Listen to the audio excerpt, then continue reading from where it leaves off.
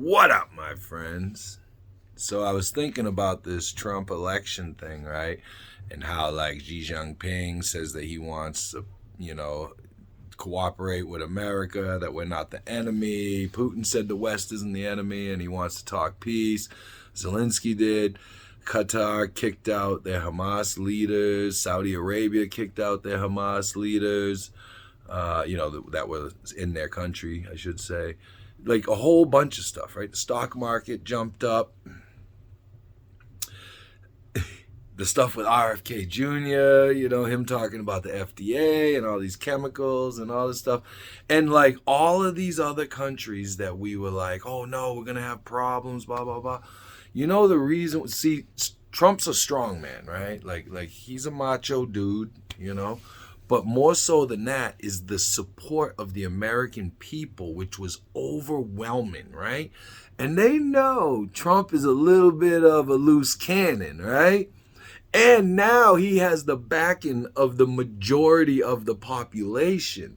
So they know if they pop off some crazy ass shit, people gonna be like, let Trump handle that shit.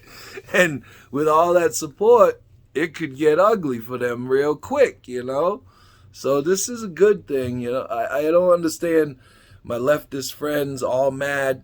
He's talking about protecting and preserving the First Amendment in these social media platforms, right? Other than posting stuff that's illegal, you know the stuff. And, banning federal administrations and departments to try to circumvent the First Amendment through these companies, right? I mean, that's important. Sending RFK Jr., towards the FDA and the CDC, keeping them accountable and seeing what's going on, banning a lot of these chemicals and stuff that we have in, that other nations around the globe that are our allies, Europe, a lot of places in Europe and, in Asia. So like these chemicals are banned in foods, and a lot of these foods are for children. He's talking about turning around America's chronic health issues in 2 years. RFK Jr. says he could do that.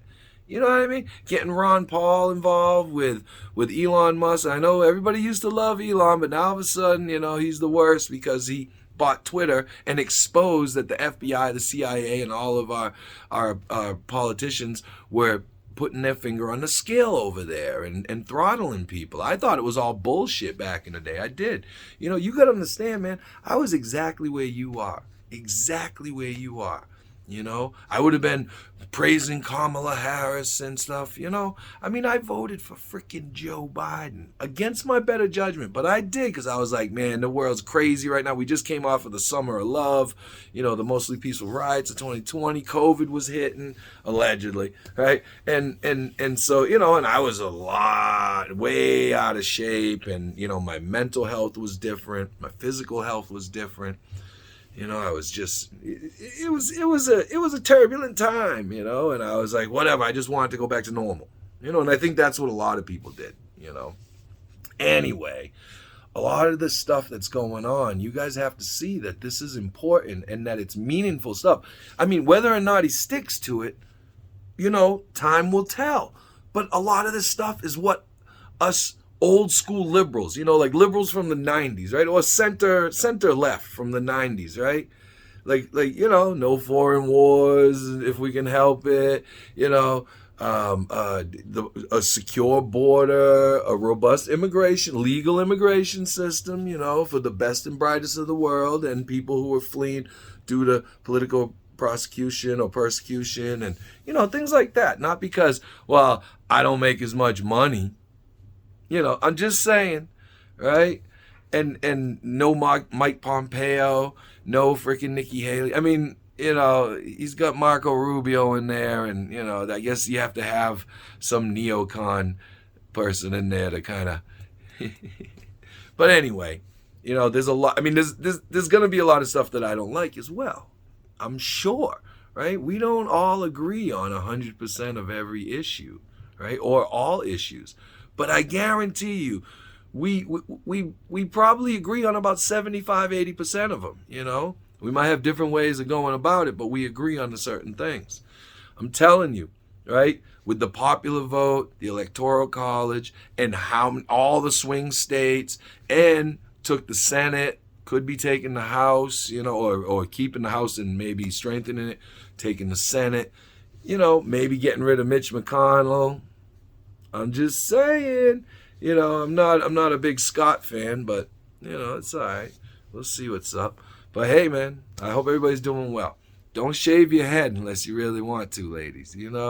Like, calm down, chill out. It's not The Handmaid's Tale, okay? Half of you guys are infertile anyway, so it wouldn't matter. You wouldn't be in Gilead. You'd be on the wall right off the whip. No, I'm just kidding. But seriously, man, it's going to be okay. I mean, let's see, right? The majority of the people can't be wrong, right? We're looking for some hope in something else, with something that we can believe in, and America is a great thing to believe in. Sure, have we had a fucked up history? Of course, Are there bad things about America right now? Yes, but are there a lot of wonderful good things? Yes. Did we do a lot of wonderful good things? Yes. I'm telling you, man, you gotta look on the bright side of life. And this is really, like, if you're a true leftist, this is really, like, a lot of the stuff that he's going to implement is the stuff that we wanted to happen for years. This new Republican Party, don't get me wrong, there's still the old heads in there that are all messed up, right? But there's new people, there's new blood in there, they're looking more towards the working class and the American public, right? Legitimate American citizens and, green card holders and, legal immigrants. It's all common sense stuff. No one's banning abortion. You live in a state, you're going to vote on it. Get involved, do your local shit, take care of yourself, get your health in order. My whole, everything changed when my physical health, improved because I was pushing myself, because I was exercising, because I lost all this weight. I still eat some junk food, not a lot, it's usually more like home baked stuff, but like, I'm like 85% real good food, and then, little treats here and there. And I'd be in a much better physical condition if I could cut it out 100%. But you gotta live a little. Just give it a chance, folks.